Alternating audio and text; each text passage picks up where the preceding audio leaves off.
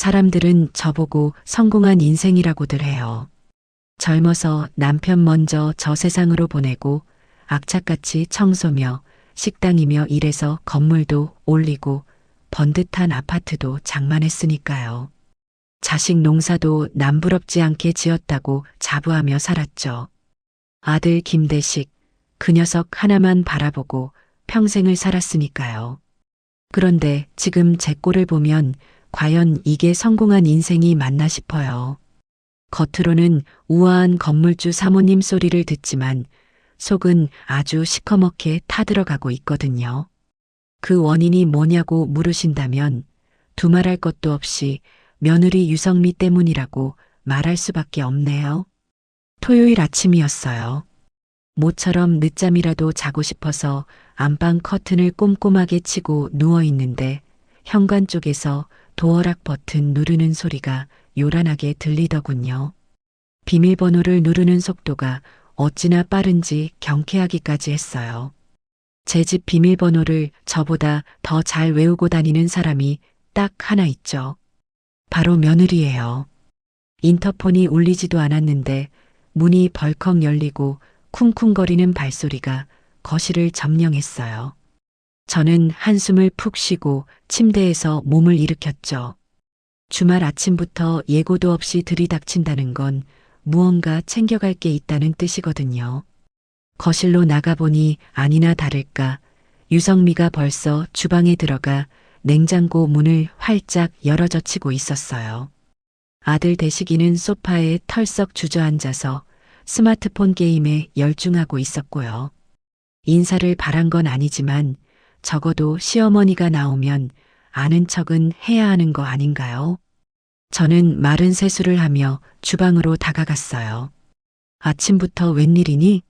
연락도 없이.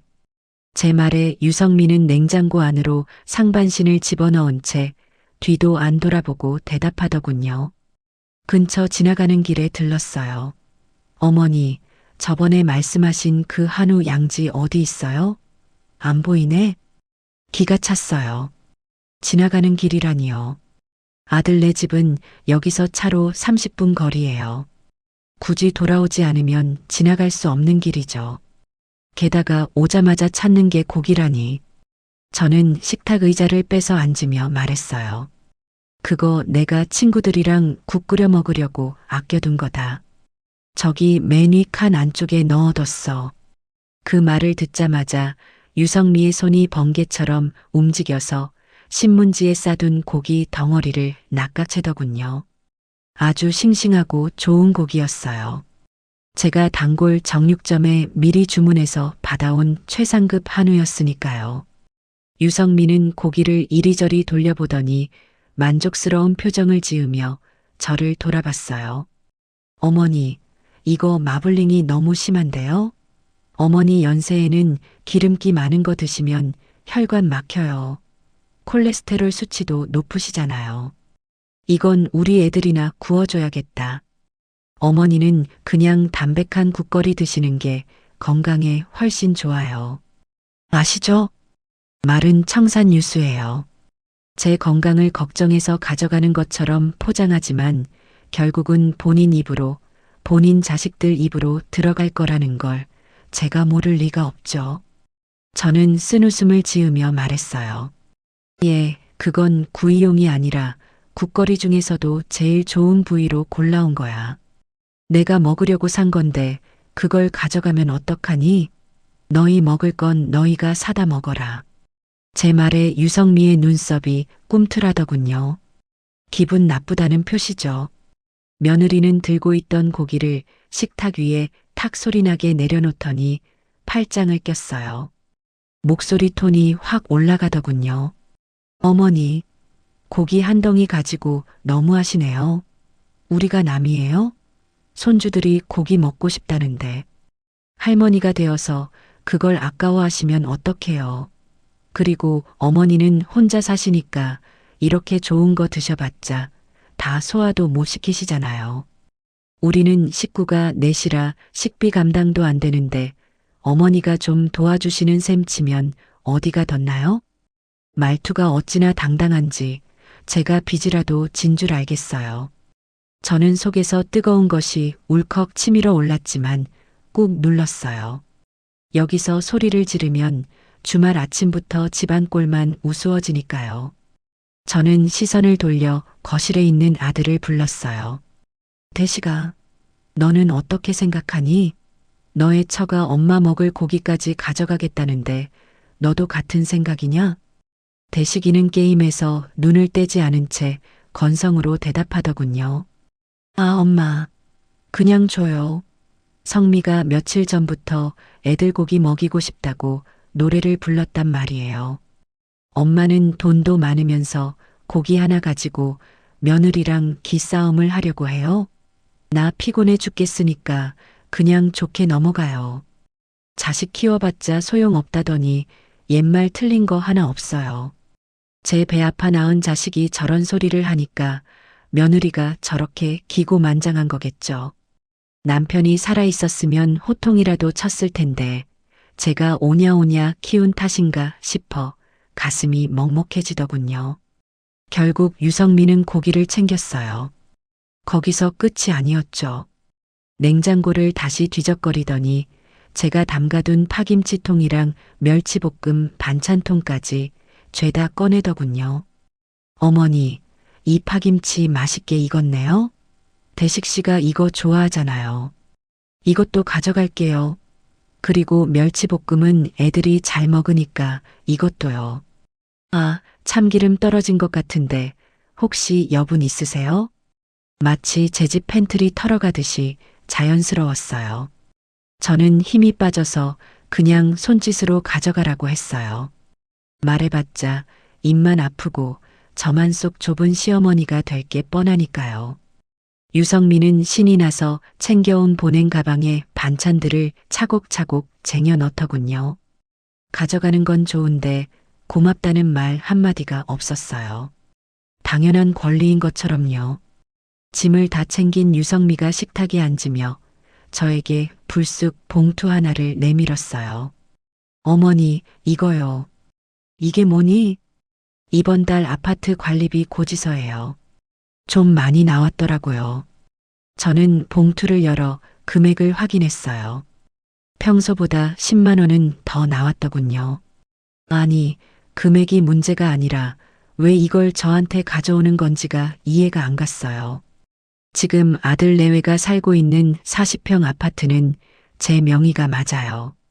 결혼할 때 집 장만할 능력이 안 되는 아들을 위해 제가 사둔 집에 들어가 살게 해준 거죠. 전세금도 안 받고 월세도 안 받아요. 그냥 살게 해줬으면 관리비 정도는 본인들이 내야 하는 거 아닌가요?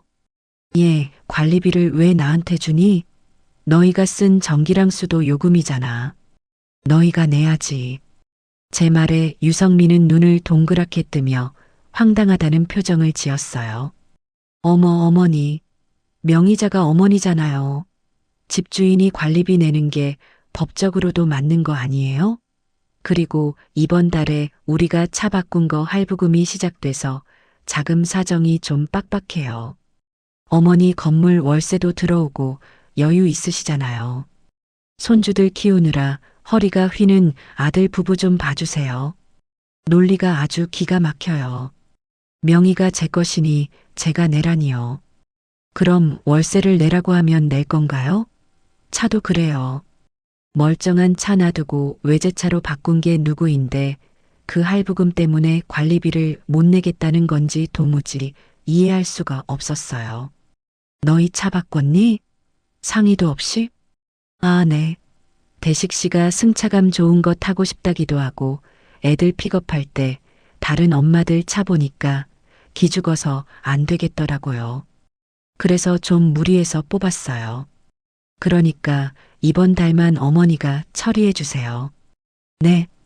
유성민은 애교 섞인 목소리로 말했지만 눈빛에는 당연히 해줘야지라는 압박이 서려 있었어요.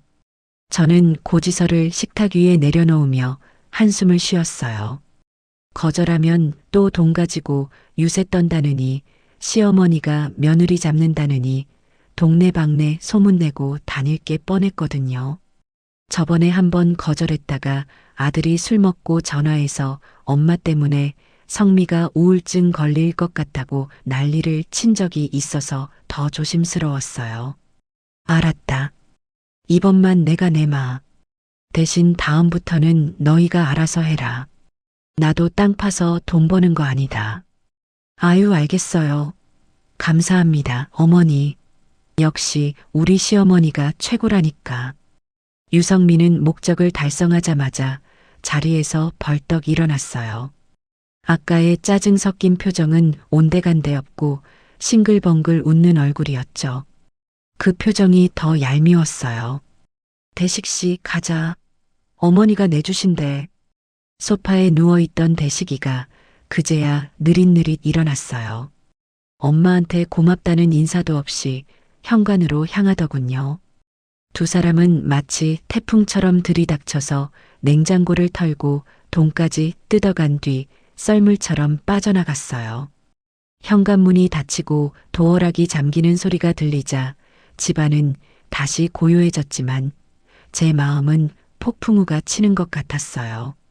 텅 빈 냉장고를 바라보다가 씁쓸한 마음에 커피를 한 잔 탔어요. 따뜻한 커피 잔을 손에 쥐고 창밖을 내다봤죠.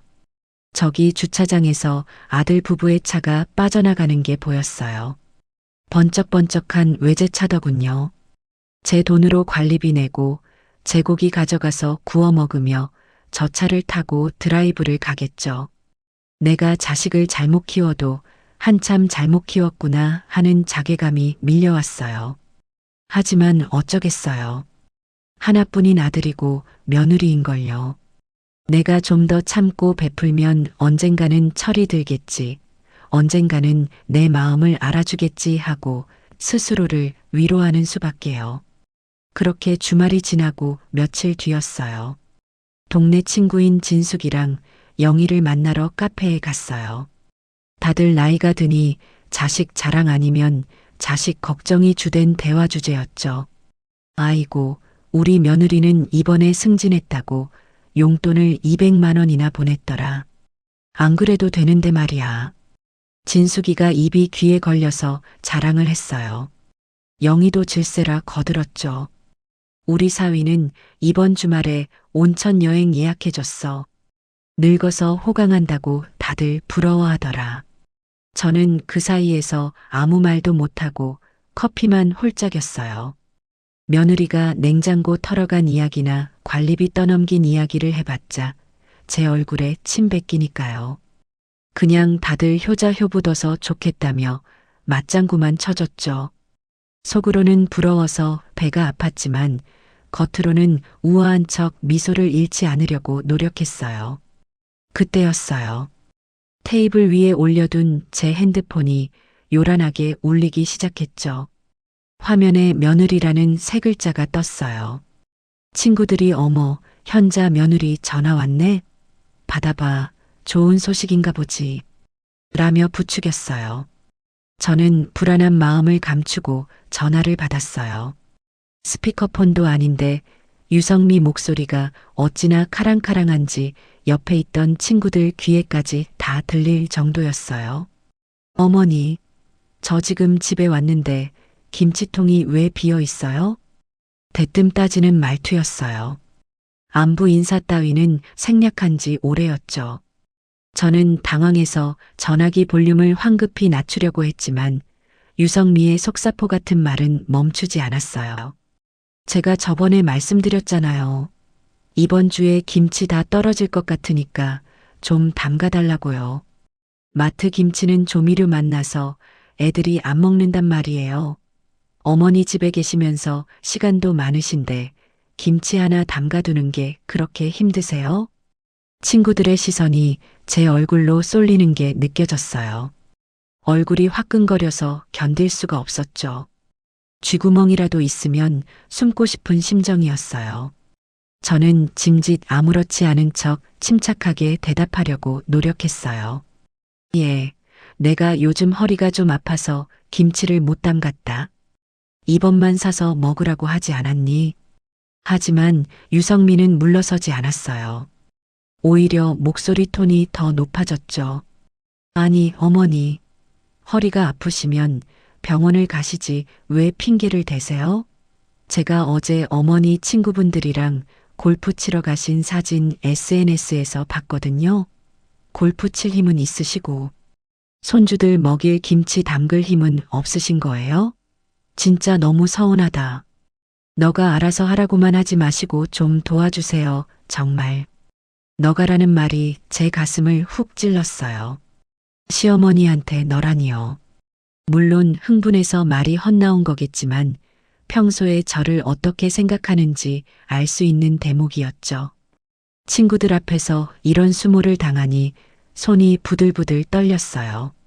진숙이가 민망한 듯 헛기침을 했고 영희는 딴청을 피우며 창밖을 봤어요.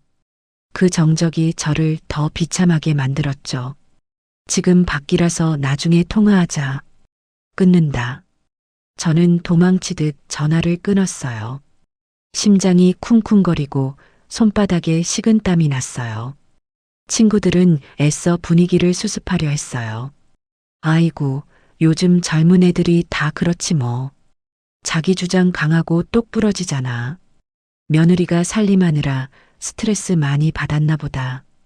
현자, 너가 이해해라. 위로라고 건네는 말이 더 아프게 박혔어요. 저는 억지로 입꼬리를 올리며 대답했어요. 그래, 애가 직설적이라 그렇지 뒤끝은 없어. 내가 김치 담가주기로 했는데 깜빡해서 화가 났나 보네. 우리 며느리가 음식 솜씨가 좀 부족해서 내 김치 아니면 못 먹거든. 말도 안 되는 변명을 늘어놓으며 제 자존심을 챙기려 애썼어요. 하지만 속으로는 눈물이 줄줄 흐르고 있었죠. 내가 돈 대주고 집 해주고 애 봐주며 키운 며느리가 나를 하녀 부리듯 한다는 사실을 인정하기가 죽기보다 싫었어요. 카페를 나와 집으로 돌아오는 길, 발걸음이 천근만근 무거웠어요. 화려한 쇼윈도에 비친 제 모습이 오늘따라 왜 이렇게 초라해 보이는지 모르겠어요.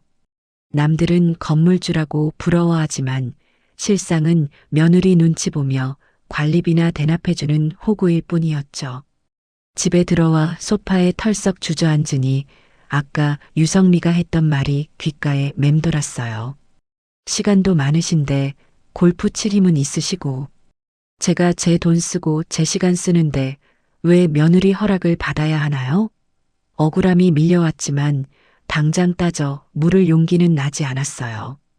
혹시라도 아들과 사이가 틀어질까봐, 손주들 못 보게 할까봐 겁이 났던 거죠. 저녁을 차려 먹으려는데 밥맛이 뚝 떨어져서 그냥 물에 밥을 말아 먹었어요. 멸치볶음은 며느리가 다 가져가 버려서 반찬이랄 것도 없었죠. 김치도 다 가져갔으니 텅 빈 냉장고가 제 마음 같았어요. 숟가락을 놓으며 다짐했어요. 그래, 내가 참자. 내가 어른이니까 참아야지. 며느리도 아직 어려서 철이 없어서 그런 걸 거야. 나중에 나이 들면 알게 되겠지.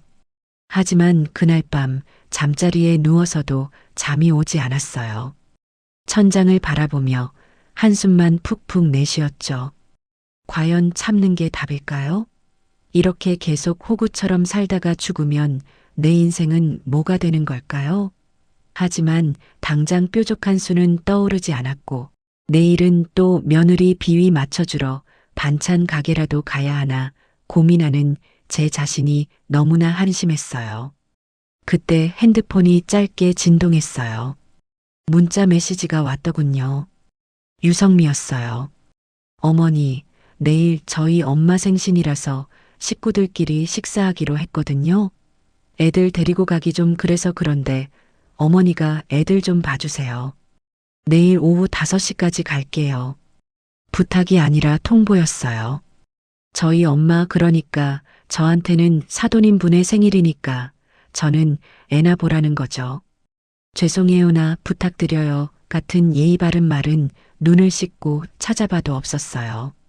당연히 제가 해줄 거라고 믿는 저 뻔뻔함이 텍스트 너머로도 느껴지더군요. 저는 답장을 보낼까 말까 망설이다가 결국 짧게 쳤어요. 알았다. 전송 버튼을 누르고 핸드폰을 침대 구석으로 던져버렸어요. 하지만 어쩌겠어요. 손주들 보고 싶은 마음도 있고 거절했다가 또 무슨 소리를 들을지 무서우니까요. 내일은 또 어떤 수모가 기다리고 있을지 벌써부터 가슴이 답답해져 왔어요. 이게 바로 제 일상이에요. 화려한 껍데기 속에 감춰진 골마 터지기 직전에 제 진짜 삶 말이죠. 일요일 오후 4시가 조금 넘었을 때였어요. 인터폰이 울려서 화면을 보니 아들 내외가 서 있더군요. 문을 열어주자마자 진동하는 건 음식 냄새가 아니라 머리가 지끈거릴 정도로 진한 향수 냄새였어요. 며느리 유성민은 어디 백화점 명품관 마네킹처럼 한껏 치장을 했더라고요. 몸에 딱 붙는 원피스에 반짝이는 귀걸이, 그리고 손에는 새로 샀는지 로고가 큼지막한 핸드백을 들고 있었죠. 옆에 서 있는 아들 대식이도 말끔하게 정장을 차려입고 있었고요.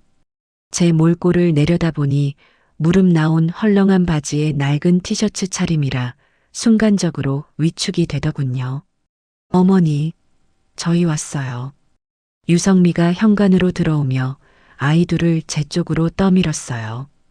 7살짜리 손자와 5살짜리 손녀였죠.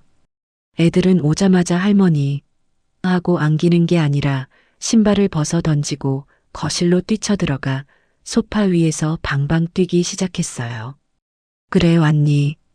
애들 밥은 먹였고? 제가 묻자 유성민은 거울을 보며 화장을 고치느라 정신이 없었어요. 아니요. 점심 대충 먹여서 배고플 거예요. 어머니가 저녁 좀 챙겨주세요. 냉장고에 있는 걸로 대충 해주시면 되잖아요. 아, 그리고 둘째가 감기 기운이 좀 있어서 약 먹여야 해요. 가방 안에 약 넣어뒀으니까 밥 먹고 꼭 챙겨주시고요. 마치 보모한테 지시하듯 딱딱 떨어지는 말투였어요. 제가 애들 밥 차려주는 기계도 아니고 오자마자 맡겨놓고 나가려는 태도가 괘씸했죠. 아들놈은 현관에 서서 시계만 들여다보고 있었어요. 엄마, 우리 늦어서 바로 가야 해요. 장모님이 식당 예약해 두셨는데 늦으면 안 되거든요. 그래, 사돈생신이라면서 늦으면 안 되지. 근데 너희는 엄마한테 뭐 할 말 없니? 제가 뼈 있는 말을 던졌지만 대식이는 눈치 없이 네. 무슨 말이요? 아, 애들 잘 부탁드려요. 다녀올게요. 하고는 쌩하니 나가버리더군요. 유성미도 핸드백을 고쳐 매며 뒤따라 나갔어요. 어머니, 늦으면 밤 10시쯤 될 것 같아요. 애들 먼저 재워주셔도 돼요. 수고하세요. 수고하세요라니요. 직장 상사가 부하 직원한테나 할 법한 인사를 남기고 현관문이 닫혔어요. 닫힌 문을 멍하니 바라보는데 허탈한 웃음밖에 안 나오더군요. 제 집인데 제 공간이 아닌 것 같았어요. 거실에서는 아이들이 장난감을 쏟아붓는 소리가 요란하게 들려왔고 바닥에는 며느리가 신고 온 구두에서 떨어진 흙먼지가 그대로 남아 있었죠. 아이들은 할머니가 힘들거나 말거나 상관없다는 듯 떼를 쓰기 시작했어요. 할머니, 배고파. 피자 시켜줘. 할머니, 나 만화 틀어줘. 이거 재미없어. 손주들이라 예쁘긴 하지만 며느리가 가정교육을 어떻게 시켰는지 버르장머리가 없어도 너무 없었어요. 제가 안 된다. 밥 먹어야지 하고 달래면 엄마는 다 해주는데 할머니는 왜 안 해줘? 할머니 미워. 하고 소리를 지르더군요. 밥을 차려주려고 부엌에 들어가니 멸치볶음이고 뭐고 다 가져가 버려서 정말 줄 게 없었어요. 계란찜을 하고 김을 꺼내서 겨우 밥상을 차렸죠. 애들은 반찬 투정을 하며 밥알을 식탁 여기저기에 흘리고 다녔어요. 그걸 쫓아다니며 닦고 치우느라 제 허리는 끊어질 듯 아팠죠. 며느리의 진한 향수 냄새가 사라진 자리에 제 몸에서는 쉰내 나는 땀 냄새만 배어들고 있었어요. 전쟁 같은 저녁 식사가 끝나고 아이들을 겨우 달래서 TV 앞에 앉혀뒀어요. 시계를 보니 저녁 8시가 넘었더군요. 저도 저녁을 먹어야 하는데 기운이 하나도 없어서 입맛이 싹 달아났어요. 식탁 위에 애들이 남긴 밥이랑 반찬 찌꺼기가 눈에 들어왔죠. 버리기는 아까워서 큰 대접에 남은 밥과 식은 계란찜을 쏟아붓고 고추장 한 숟가락 넣어서 대충 비볐어요. 목이 메어서 물김치 국물을 들이키며 숟가락을 들었죠. 그때 식탁 위에 올려둔 제 핸드폰이 반짝거렸어요. 습관처럼 화면을 켰죠. SNS 알림이 떠 있었어요. 유성미가 새 게시물을 올렸다는 알림이었죠. 무심코 눌렀다가 저는 먹던 밥알이 목구멍에 걸리는 줄 알았어요. 사진 속 풍경은 그야말로 별천지였어요. 고급스러운 조명이 빛나는 한정식 집이었는데 테이블 위에는 제 팔뚝만 한 꽃게로 만든 간장게장이 산더미처럼 쌓여 있었어요. 그 옆에는 윤기가 자르르 흐르는 갈비찜, 각종 회, 보기만 해도 비싸 보이는 요리들이 가득했죠. 그리고 그 중심에는 화려한 옷을 입은 사돈어른이 꽃다발을 들고 환하게 웃고 있었고 그 옆에서 제 아들 김대식이 넙죽거리며 게장 살을 발라드리고 있는 모습이 찍혀 있었어요. 사진 밑에 달린 글귀가 가관이었어요. 사랑하는 우리 엄마 생신 축하드려요. 오늘은 김서방이 쏜다. 인당 12만 원짜리 명품 게장 정식. 입에서 살살 녹네. 엄마 오래오래 건강하세요. 사랑해요. 해시태그에는 효도, 사위사랑은 장모, 가족 스타그램, 행복한 주말 이렇게 달려 있었고요. 손이 부들부들 떨려서 숟가락을 떨어뜨릴 뻔했어요. 인당 12만 원이라니요. 식구가 5명은 되어 보이던데 그럼 밥값만 60만 원이 훌쩍 넘는다는 소리잖아요. 저한테는 관리비 20만 원이 없어서 징징거리고 고기 한 근 가져가는 걸로 생색을 내더니 장모님 생일에는 저렇게 큰 돈을 펑펑 쓴다는 사실에 배신감이 머리끝까지 차올랐어요. 게다가 아들놈 표정이 문제였어요. 저랑 있을 때는 항상 피곤하다, 귀찮다 인상만 쓰고 있더니 장모 앞에서는 세상 둘도 없는 효자처럼 웃고 있더군요. 저는 제 앞에 놓인 개밥 같은 비빔밥 그릇을 내려다봤어요. 붉은 고추장에 비벼진 식은 밥알들이 처량하게 느껴졌죠. 저기 사진 속 사람들은 웃고 떠들며 최고급 요리를 즐기는데 그 돈을 대주는 저는 여기서 그들이 낳은 아이들의 뒤치다꺼리를 하며 남은 밥을 먹고 있다는 현실이 너무나 비참했어요. 할머니, 똥 쌌어. 닦아줘. 그때 둘째 손녀가 화장실에서 소리를 질렀어요. 감상에 젖을 시간조차 주지 않더군요. 저는 한숨을 삼키며 그래, 간다가 하고 소리쳤어요. 엉덩이를 닦아주면서도 머릿속에는 그 붉은 꽃게 껍데기와 아들의 비굴한 웃음이 지워지지 않았어요. 내가 이러려고 뼈 빠지게 일해서 돈 벌었나?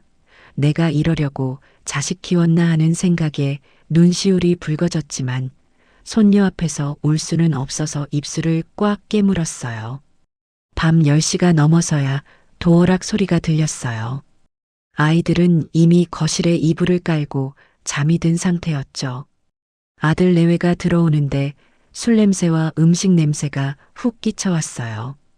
유성민은 얼굴이 발그레해서는 기분이 아주 좋아 보였어요. 어머니, 애들 자요? 아유, 다행이다. 깨 있었으면 데리고 가기 힘들 뻔했네. 목소리 톤이 한 옥타브는 높았어요.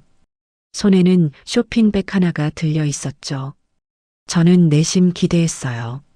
양심이 있다면 자기들만 그 비싼 걸 먹었으면 제 생각나서 포장이라도 하나 해왔겠지 싶었거든요.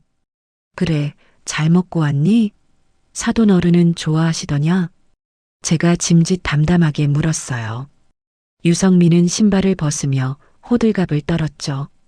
말도 마세요. 엄마가 너무 좋아하셔서 눈물까지 흘리셨다니까요. 김서방 최고라고 얼마나 칭찬을 하시는지 제가 다 뿌듯하더라고요. 음식도 진짜 예술이었어요. 알이 꽉 찬 게 입에 넣자마자 녹더라고요. 눈치가 없어도 정도껏 없어야지. 배고픈 시어머니 앞에서 음식 자랑을 늘어놓는 꼬라지가 정말 미웠어요. 저는 힐끔 그녀의 손에 들린 쇼핑백을 쳐다봤어요. 유성미가 제 시선을 느꼈는지 쇼핑백을 들어 보이더군요. 아, 이거요? 식당에서 남은 잡채랑 전 좀 싸주더라고요. 어머니 드실래요? 근데 식어서 맛이 있으려나 모르겠네. 그냥 버리기 아까워서 가져왔는데. 게장이 아니었어요. 남들이 먹다 남긴 잡채랑 전 찌꺼기였죠. 그걸 저한테 먹으라고 가져온 거예요. 자기 친정 엄마한테는 12만 원짜리 게장을 사드리고 시어머니한테는 남은 음식 쓰레기를 처리해 달라는 것과 뭐가 다르죠? 됐다. 나 저녁 먹었다. 너희나 가져가서 먹어라. 제가 싸늘하게 말하자 유성민은 어머, 그래요? 그럼 우리가 내일 아침에 먹어야겠다. 라며 아무렇지 않게 쇼핑백을 챙겼어요.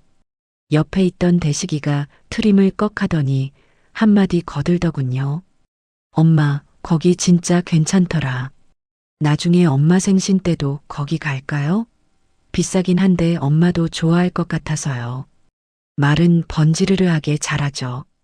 너희 돈 없다며. 관리비 낼 돈도 없는 녀석들이 무슨 돈으로 거길 가니? 제가 쏘아붙이자 대식이는 머리를 극적이며 꼬리를 내렸어요. 아, 맞다. 이번 달은 좀 힘들긴 하죠.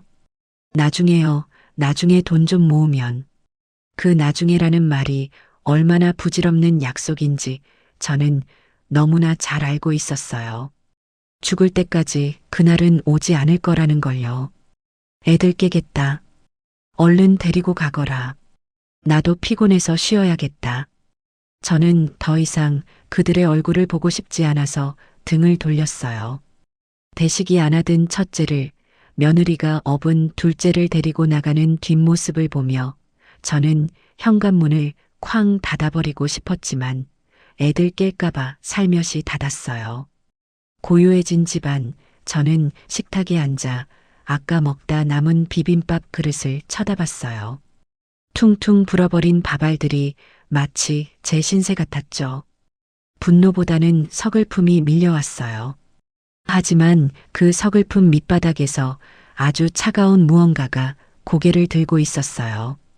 그래, 두고 보자. 내 생일이 일주일 남았지. 너희가 어떻게 나오나 내가 똑똑히 지켜보마. 드디어 제 생일날 아침이 밝았어요.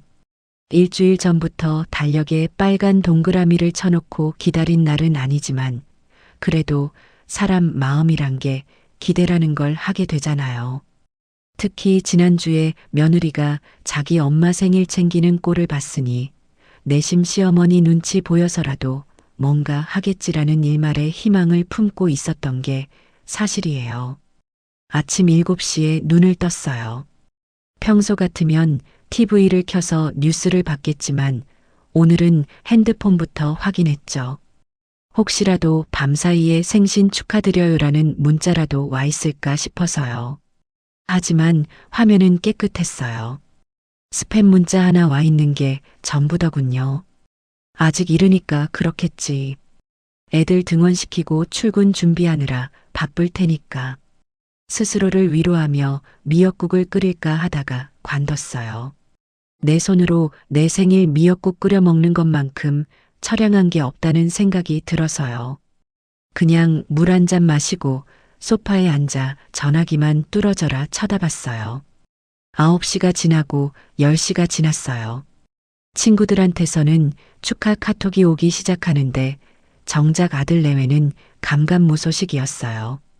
점심때가 다 되어서야 도저히 못 참겠어서 제가 먼저 전화를 걸었어요. 며느리한테 걸 자존심은 없어서 아들놈한테 걸었죠. 신호가 한참 가고 나서야 대식이가 전화를 받더군요. 주변이 시끄러운 걸 보니 회사 점심시간인 모양이었어요. 여보세요? 엄마, 왜요? 나 밥 먹으러 나왔는데. 아주 태평한 목소리였어요. 오늘이 무슨 날인지 까맣게 잊은 게 분명했죠. 대시가 밥 맛있게 먹어라. 별일은 아니고 오늘 저녁에 시간 되니? 제가 돌려서 물어봤어요. 저녁이요? 오늘 야근할 것 같은데 왜요? 무슨 일 있어요? 가슴이 쿵 내려앉는 것 같았어요. 야근이라니. 오늘이 며칠인지 아니? 오늘이요? 11월 15일이잖아요. 아, 카드값 나가는 날이네. 엄마, 왜요? 돈 필요하세요? 기가 막혀서 말이 안 나왔어요. 자식 키워봤자 다 소용없다더니 제 생일은 기억 못하고 카드값 나가는 날만 기억하는 놈이라니요. 됐다. 일 봐라. 저는 전화를 끊어버렸어요. 손이 부들부들 떨렸죠. 잠시 후 아들한테서 다시 전화가 올 줄 알았는데 안 오더군요. 눈물이 핑 돌았지만 꾹 참았어요. 그리고 이번엔 며느리한테 전화를 걸었어요. 아들은 바빠서 그렇다 쳐도 집안 대소사 챙기는 건 며느리 몫이라고 생각했으니까요. 유성민은 전화를 바로 받지 않았어요. 3번쯤 걸었을 때야 받더군요. 목소리가 꽉 잠겨 있었어요. 여보세요, 어머니. 성민이 자고 있었냐?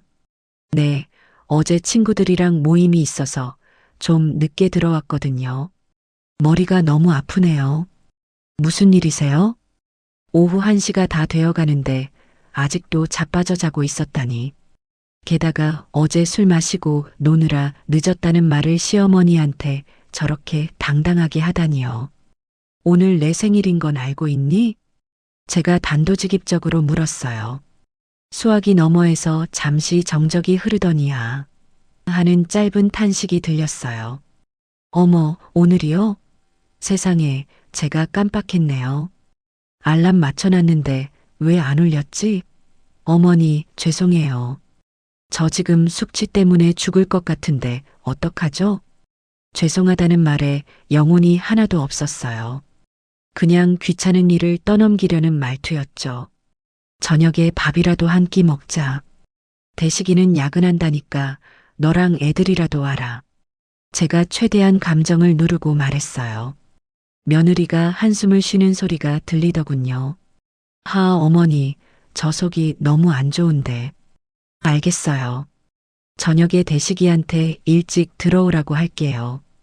집으로 갈게요. 외식하자는 말은 죽어도 안 하더군요. 집으로 오겠다니 결국 저보고 밥상을 차리라는 건가 싶었지만 일단 알겠다고 하고 끊었어요. 저녁 6시가 조금 넘어서 아들 내외가 도착했어요. 대식이는 제 눈치를 보며 쭈뼛쭈뼛 들어왔고 유성민은 화장기 없는 부석부석한 얼굴로 들어왔죠. 두 손은 가벼웠어요. 케이크 상자 하나 없었죠. 엄마, 생신 축하드려요. 제가 일이 너무 바빠서 깜빡했어요. 죄송해요. 대식이가 멋쩍게 웃으며 말했어요. 유성민은 소파에 드러누우며 말했죠. 어머니, 축하드려요. 아우, 속이야. 어머니, 뭐 드시고 싶은 거 없으세요? 시켜 드실래요? 시켜 먹자니. 생일상을 차려오지는 못할 망정 배달 음식으로 때우자는 신보가 고약했어요. 그래도 저는 꾹 참고 말했어요. 치킨이나 한 마리 시켜라. 밥하기 귀찮다. 그러자 유성미가 벌떡 일어나 정색을 하더군요. 어머니, 연세도 있으신데 기름진 치킨이 웬 말이에요. 소화도 안 되고 혈관에 기름 껴요. 건강 생각하셔야죠. 그리고 저 속 안 좋아서 치킨 냄새 맡으면 토할 것 같아요. 그냥 집밥 드세요. 집밥이 최고잖아요. 자기 속 안 좋다고 내 생일에 치킨도 못 먹게 하는 며느리라니. 저는 어이가 없어서 헛웃음이 나왔어요. 그럼 나가서 먹자. 내가 살 테니까. 아유, 귀찮게 어딜 나가요. 옷 갈아입기도 힘들어요. 어머니, 밥이랑 반찬 있으시죠? 그냥 대충 먹어요. 생일이 뭐 별건가요? 가족끼리 얼굴 보면 된 거지. 유성민은 그렇게 말하더니 주방으로 터벅터벅 걸어갔어요. 냉장고를 열어보더니 인상을 찌푸리더군요. 어머니, 반찬이 하나도 없네요? 장 좀 봐두시지 그러셨어요. 누가 다 가져가서 없는데 적반하장도 유분수죠. 너가 지난주에 다 털어갔잖니. 아, 맞다. 그럼 어떡하지? 대식 씨, 그냥 라면이나 끓여 먹을래? 나는 국물만 좀 마셔야겠다. 제 생일상에 라면을 올리겠다는 소리였어요. 제가 아무 말 없이 쳐다보자 대식이가 눈치를 보며 말렸어요. 야, 그래도 엄마 생신인데 라면은 좀 그렇지. 밥 줘, 밥. 반찬이 없다니까? 아, 있다. 잠깐만요. 유성미가 찬장을 뒤지기 시작했어요. 달그락거리는 소리가 들리더니 뭔가를 꺼내 식탁 위에 탁 내려놓더군요. 유성미가 식탁에 차려놓은 건 밥통에서 퍼낸 김 빠진 밥 세 공기, 그리고 간장 종지 하나, 참기름병 하나가 전부였어요. 김치조차 없었죠. 자, 다 됐어요. 와서 드세요. 유성미가 아주 뿌듯한 표정으로 우리를 불렀어요. 저는 제 눈을 의심하며 식탁 앞에 앉았죠. 하얀 쌀밥 옆에 놓인 시커먼 간장. 이게 내 칠순이 다 되어가는 나이에 받는 생일상인가 싶어서 말문이 막혔어요. 이게 다냐? 제가 떨리는 목소리로 물었어요. 유성민은 밥숟가락에 간장을 끼얹으며 태연하게 말하더군요. 어머니, 요즘 저탄고지니 뭐니 해도 옛날 방식이 제일 좋은 거래요.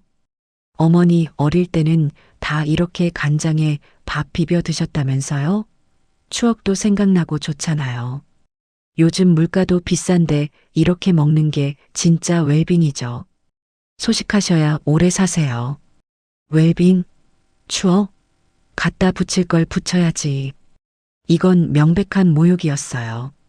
안 사돈 생일에는 12만 원짜리 게장을 사다 바치고 시어머니 생일에는 간장에 밥을 비벼 먹으라니요.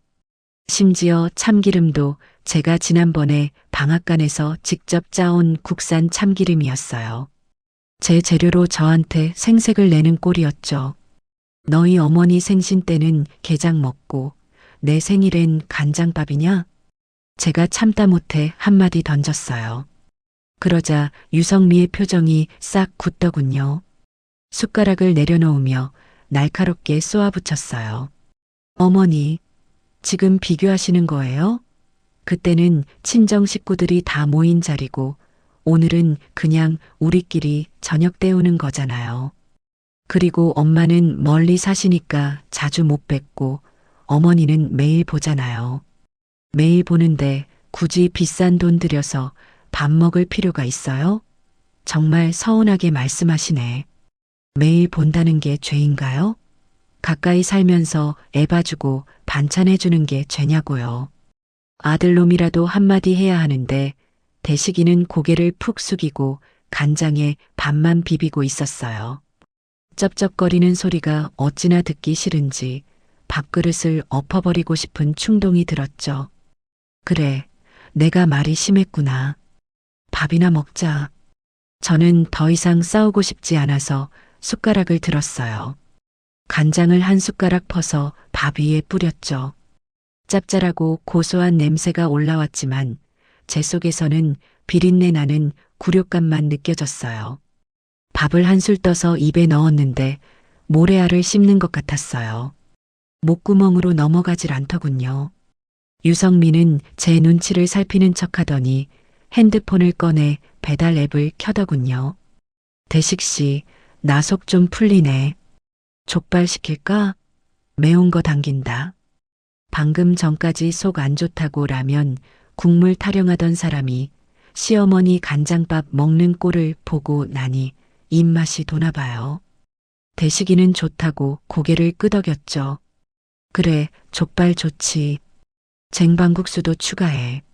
저는 숟가락을 조용히 내려놓았어요. 그 순간 제 머릿속에서 툭 하고 무언가 끊어지는 소리가 들렸어요.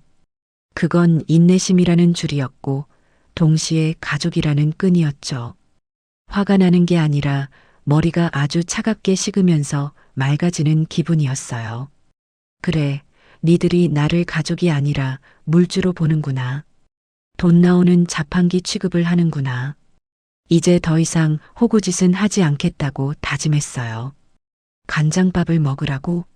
그래, 내가 너희들에게 진짜 간장 맛이 뭔지, 인생의 쓴맛이 뭔지 제대로 보여주마. 저는 자리에서 일어났어요. 나는 속이 안 좋아서 먼저 들어가 눕겠다. 너희끼리 시켜 먹고 가라. 갈 때 문단속 잘하고. 어머, 밥 남기셨네? 아깝게. 알겠어요, 어머니. 푹 쉬세요. 유성민은 뒤도 안 돌아보고 족발 주문에 열을 올렸어요. 저는 안방으로 들어와 문을 잠갔어요. 그리고 책상 서랍 깊숙한 곳을 열었죠. 거기에는 누런 서류 봉투가 하나 있었어요. 바로 아들 내외가 살고 있는 그 아파트의 등기권리증이었죠. 저는 서류 봉투를 꺼내 가슴에 품었어요. 심장이 쿵쿵 뛰었지만 두렵지는 않았어요. 오히려 통쾌한 예감이 들었죠. 내일 날이 밝으면 제일 먼저 할 일이 생겼으니까요. 오늘은 간장밥을 먹었지만 내일은 아주 맛있는 복수라는 요리를 준비할 생각에 입가에 서늘한 미소가 지어졌어요. 다음 날 아침 저는 평소보다 일찍 일어났어요. 어제 족발 뼈다귀를 식탁에 그대로 두고 간 꼴을 보니 헛웃음이 나오더군요. 싹 치우고 청소기를 돌렸어요. 집안을 깨끗하게 정리하고 나니 제 마음도 한결 정돈되는 기분이었죠. 오전 10시쯤 되었을까 초인종이 울렸어요. 인터폰 화면에 유성미 얼굴이 보였어요. 어제 그렇게 가놓고 또 무슨 낯짝으로 온 건지 궁금해서 문을 열어줬죠. 어머니, 굿모닝이에요. 유성미는 양손에 커피 2잔을 들고 생글생글 웃고 있었어요. 어제의 그 꾀죄죄한 모습은 온데간데 없고 아주 상큼하게 차려입었더군요. 어제는 제가 너무 경황이 없어서 제대로 못 챙겨드린 것 같아서요. 커피 사왔어요. 어머니 좋아하시는 바닐라 라떼요. 병 주고 약 주는 것도 아니고 이 커피 한 잔으로 퉁치려는 속셈이 뻔히 보였어요. 저는 식탁에 앉으며 말했죠. 그래, 고맙다. 무슨 할 말 있니? 아침부터 찾아왔을 땐 분명 용건이 있는 거니까요. 유성민은 맞은편에 앉아 커피를 한 모금 마시더니 본론을 꺼냈어요. 어머니, 사실은 부탁드릴 게 있어서 왔어요. 다름이 아니라 지금 저희 사는 아파트요. 제 명의로 돌려주시면 안 될까요? 저는 마시던 커피를 뿜을 뻔했어요. 간장밥 먹인 다음 날 집을 달라고요? 정말 대단한 멘탈이었어요. 명예 이전? 갑자기 그건 왜? 제가 짐짓 놀란 척 물었어요. 아니, 제 친구들은 다 자가인데 저만 시어머니 명의 집 산다고 하니까 좀 무시당하는 기분도 들고요. 그리고 요즘 세법이 바뀌어서 다주택자 세금이 많이 나온다면서요? 어머니 세금 폭탄 맞으실까봐 걱정돼서 그러죠. 차라리 저희한테 증여해 주시면 세금 문제도 해결되고 저도 기 좀 펴고 살고 일석이조잖아요. 어쩜 저렇게 자기 입맛대로 해석해서 말을 잘할까요? 제 세금 걱정을 해주는 척하면서 10억이 넘는 아파트를 날로 먹겠다는 신보였어요. 증여세가 만만치 않을 텐데 너희 그 돈은 있니? 아, 그건 어머니가 좀 도와주시면 해. 저희가 나중에 효도 더 잘할게요. 네. 어머니, 저 진짜 내 집 마련하는 게 소원이에요. 이번 한 번만 들어주세요. 네. 유성민은 제 손을 잡고 흔들며 애교를 부렸어요. 그 손을 뿌리치고 싶었지만 저는 표정 관리를 했어요. 지금 화를 내봤자 소용없다는 걸 깨달았으니까요. 더 확실하게, 더 처절하게 밟아주려면 지금은 웃어줘야 했어요. 저는 잡힌 손을 빼지 않고 부드럽게 토닥여줬어요. 그리고 세상에서 가장 인자한 시어머니의 미소를 지어 보였죠. 그래, 너희도 이제 결혼 7년 차인데 집 하나는 있어야지. 내 말이 맞다. 내가 가지고 있어봐야 세금만 나가고 골치 아프지. 제 말에 유성미의 눈이 왕방울만 하게 커졌어요. 어머, 진짜요? 어머니, 정말 주시는 거예요? 그럼, 하나뿐인 며느리 소원이라는데 들어줘야지. 대신 절차가 좀 복잡하잖니. 세무사랑 상담도 해야 하고 서류 준비할 것도 많고. 내가 알아볼 테니까 너는 좀 기다리고 있어라. 대식이한테는 아직 말하지 말고 깜짝 선물로 해주자. 야, 어머니, 정말 감사합니다. 저 진짜 어머니밖에 없어요. 와, 대박이다. 유성민은 펄쩍펄쩍 뛰며 좋아했어요. 저를 끌어안고 난리도 아니었죠. 그 가식적인 포옹 속에서 저는 싸늘하게 식은 눈으로 허공을 응시했어요. 그래, 실컷 좋아해라. 그 기쁨이 클수록 나락으로 떨어지는 충격도 클 테니까. 가서 기다려. 조만간 좋은 소식 있을 거야. 네네. 어머니, 천천히 하셔도 돼요. 아, 오늘 저녁에 제가 맛있는 거 해올게요. 갈비찜 어떠세요? 간장밥에서 하루 만에 갈비찜으로 메뉴가 바뀌는 기적을 보았네요. 집 한 채가 걸리니 효심이 샘솟나 봐요. 됐다. 나 오늘 약속 있어서 늦는다. 너희끼리 먹어라. 아, 네. 알겠어요. 어머니 다녀오세요. 유성민은 콧노래를 부르며 나갔어요. 엘리베이터 앞에서 아싸 하고 소리 지르는 게 복도까지 들리더군요. 저는 현관문을 잠그고 돌아와서 거울을 봤어요. 거울 속에 저는 아주 무서운 표정을 짓고 있었죠. 이제 시작이었어요. 저는 옷을 갈아입었어요. 평소보다 더 귀티나게 부자처럼 보이는 옷을 골라 입었죠. 그리고 집 문서를 가방에 챙겨 넣었어요. 제가 향한 곳은 동네 부동산이 아니었어요. 소문이 빠르니까요. 차를 타고 아들네 아파트가 있는 옆 동네 부동산 중에서도 제일 일을 잘한다는 곳을 찾아갔어요. 어서 오세요, 사모님. 어떤 물건 찾으세요? 부동산 사장님이 반갑게 맞이했어요. 저는 의자에 앉아 가방에서 서류 봉투를 꺼내 탁자 위에 올려놓았죠. 집을 팔려고 왔어요. 사장님이 주소를 확인하더니 눈을 반짝였어요. 그 아파트는 학군도 좋고 역세권이라 인기가 많은 곳이었거든요. 아, 여기 아주 좋은 물건인데 요즘 시세가 12억 정도 하거든요. 매물 내놓으시게요? 네, 근데 조건이 있어요. 저는 돈이 급해서 무조건 빨리 팔고 싶어요. 시세보다 5천만 원 싸게, 아니 1억 싸게 내놓으세요.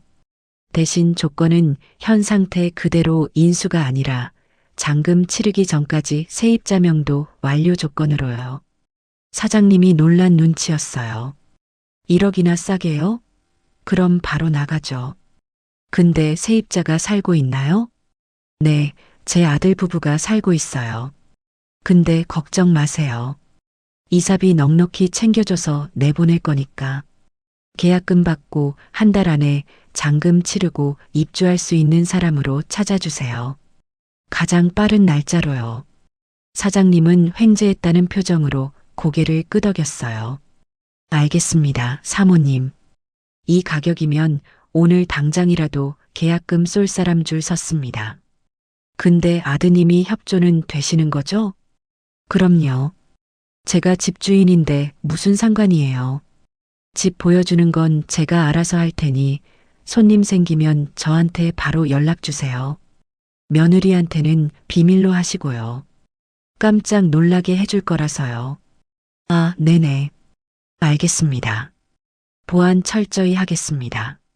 부동산을 나오는데 가을바람이 쌀쌀했지만 제 가슴은 그 어느 때보다 뜨겁게 뛰고 있었어요.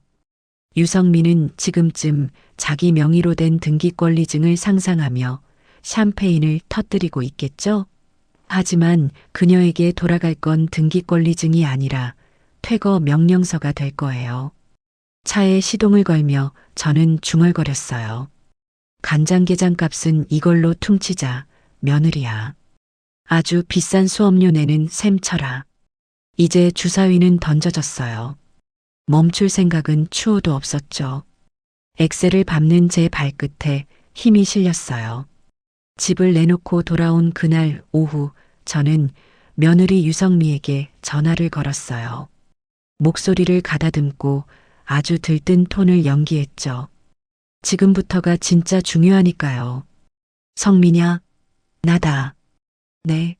어머니, 무슨 좋은 일 있으세요? 목소리가 아주 밝으시네요. 유성민은 제 전화를 기다렸다는 듯이 바로 받았어요. 아침에 제가 흘린 증여 떡밥을 물고 아주 신이 난 상태였죠.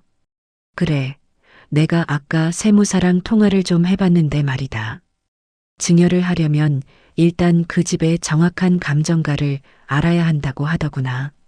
그래야 세금을 얼마나 낼지 계산이 나온다고 해서 말이야. 아, 정말요? 벌써 알아보셨어요? 우와, 어머니 추진력 대박. 그래서 내일 오후 2시쯤에 감정평가하는 사람들이랑 세무사 사무실 직원이 집 상태를 보러 갈 거야. 집이 깨끗하고 관리가 잘 되어 있어야 가치를 높게 쳐준다니까 청소 좀 싹 해놓거라. 너희 살림살이 얼마나 잘해놓고 사는지 보여줘야 하지 않겠니? 사실은 집 보러 올 매수 대기자들을 감정평가사로 속인 거였어요. 유성민은 부동산이나 세금에 대해서는 쥐뿔도 모르니 제 말을 철석같이 믿을 게 뻔했거든요. 당연하죠.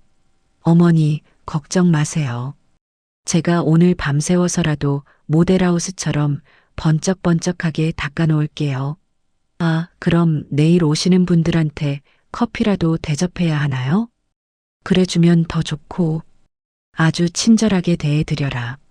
그래야 일 처리가 빠르지 않겠니? 아, 그리고 대식이한테는 아직 비밀인 거 알지? 서류 다 준비되면 그때 짠하고 놀래켜주자꾸나. 네네. 입 꾹 다물고 있을게요. 어머니 사랑해요. 전화를 끊고 나서 저는 소리내어 웃었어요.